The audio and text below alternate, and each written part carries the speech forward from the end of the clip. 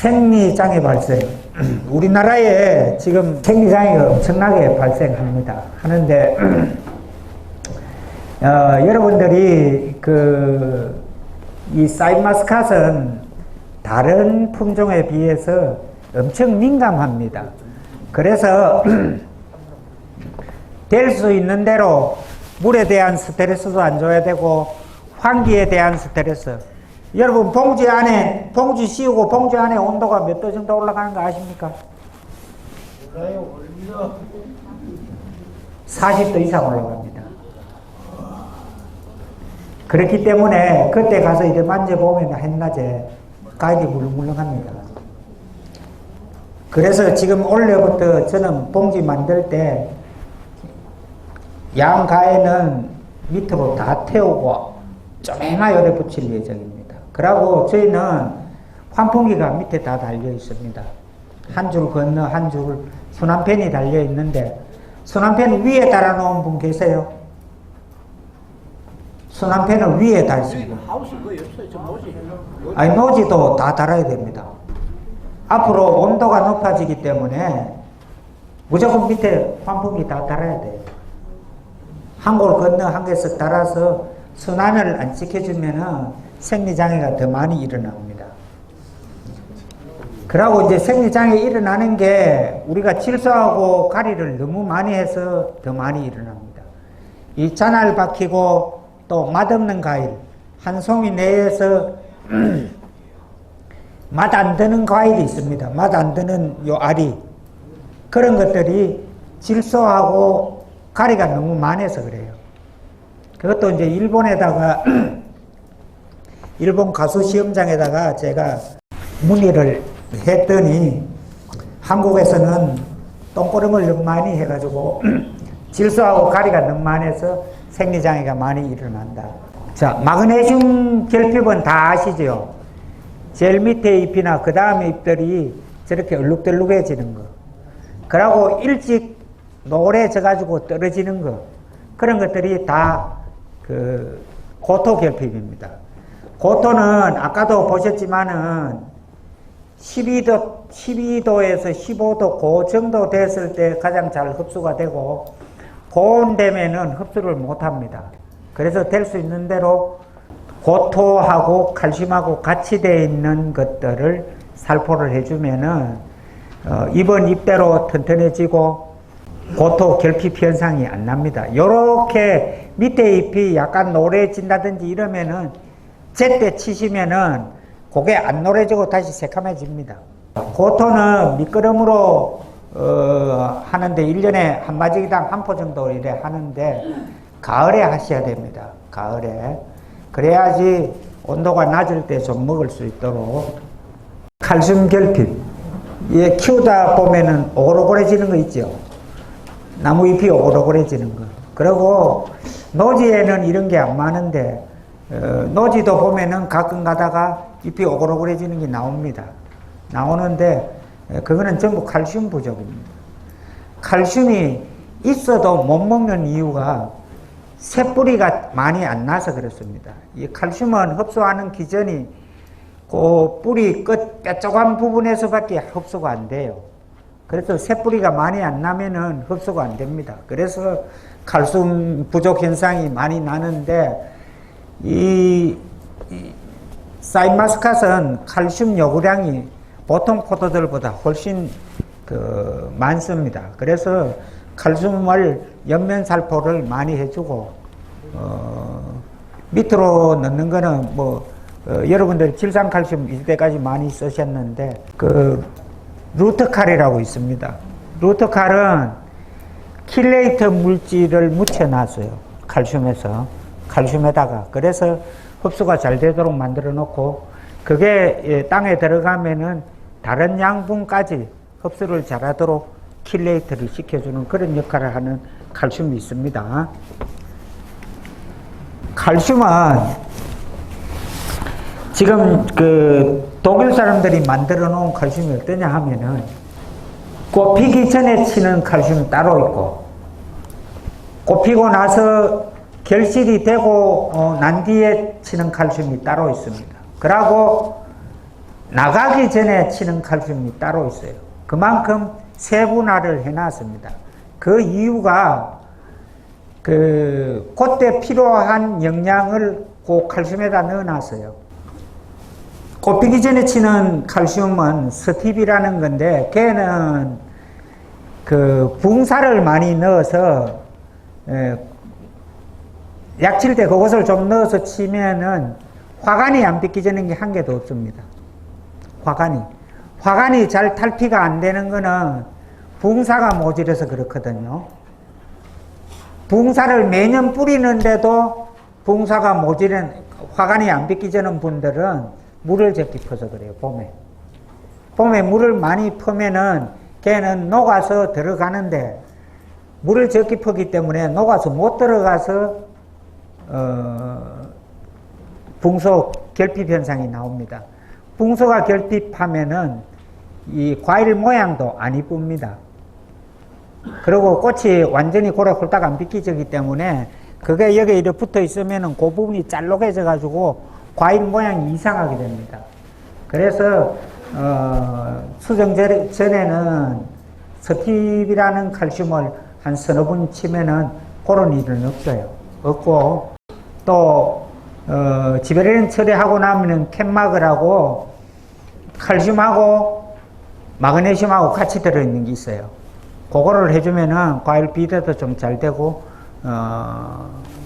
과육도 좀 아삭아삭해지는 그런 이제 역할을 하고, 잎도 좀 탄탄해지고요.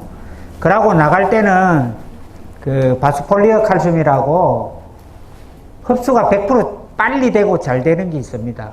그건 저장을 한다든지 이럴 때 그거를 쳐갈고 저장했는 거는 제가 구정 15 포도를 좀 냈는데, 그때까지 놔둬도 아무 이상이 없어요.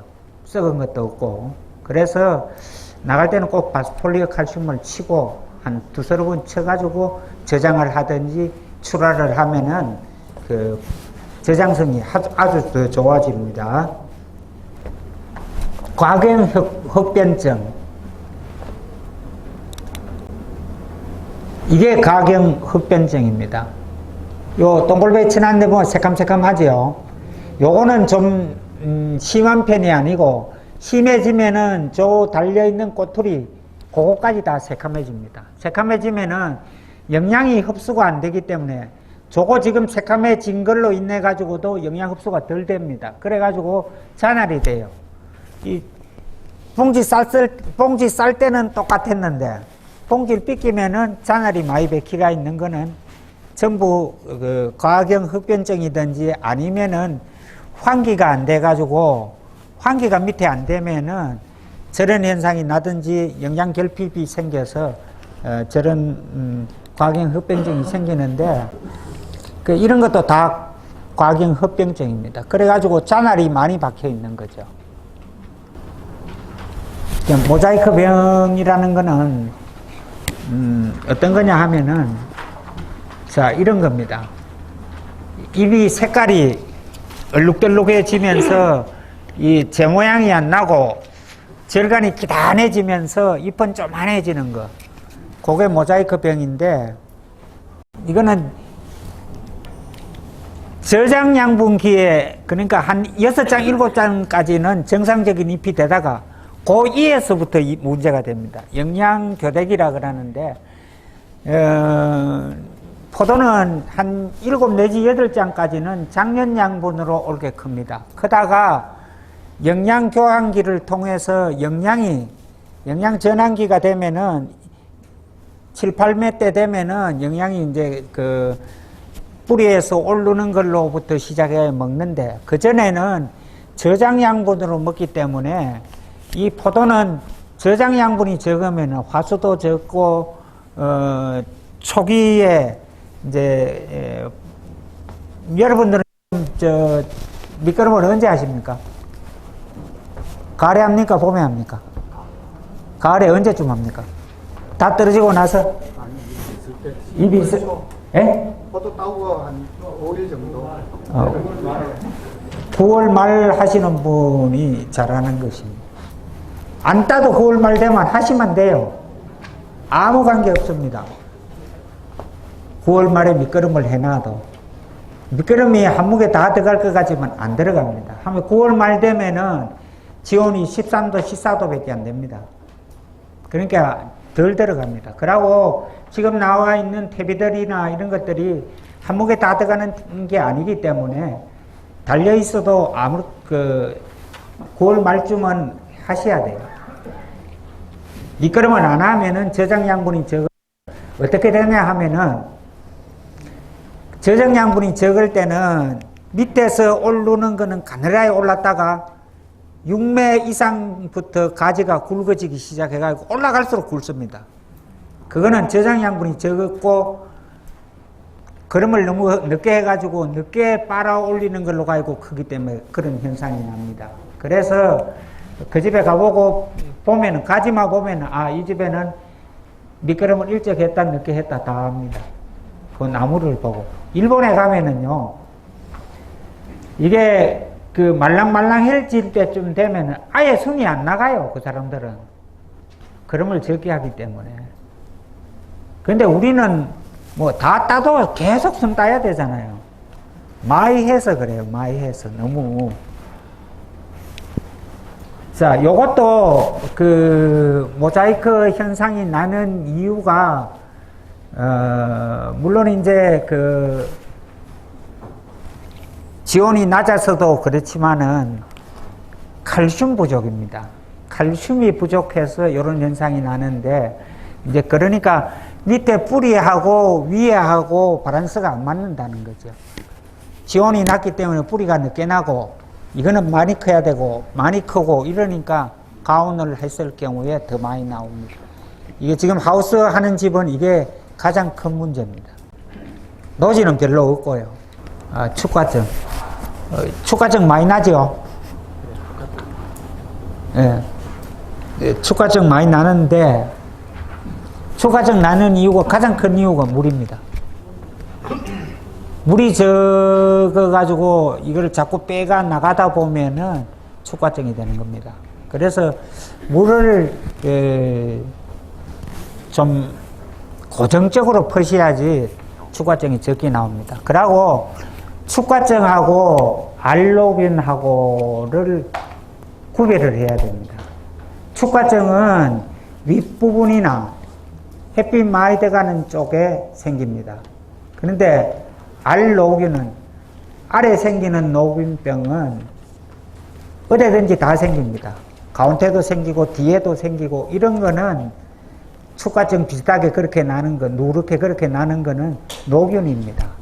노균병인데, 그거를 아직까지 농약방에서 정확하게 구분을 안 해주기 때문에 축과증인지 노균인지 잘 구분을 못 할 겁니다. 그 축과증하고 노균하고 구분하는 방법을 가르쳐 드릴게요. 축과증은 쪼갰을 때 껍질만 노랗습니다. 껍질만.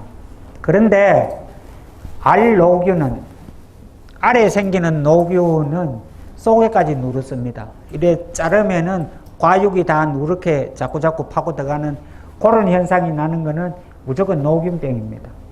그렇기 때문에 그런 게 한 개 생기면은 봉지 씌었다가도 다시 다 풀어가지고 노균약 쳐고 빼낼 거 빼내고 다시 씌어야 됩니다. 안 그러면은 온송이 다 못 씁니다.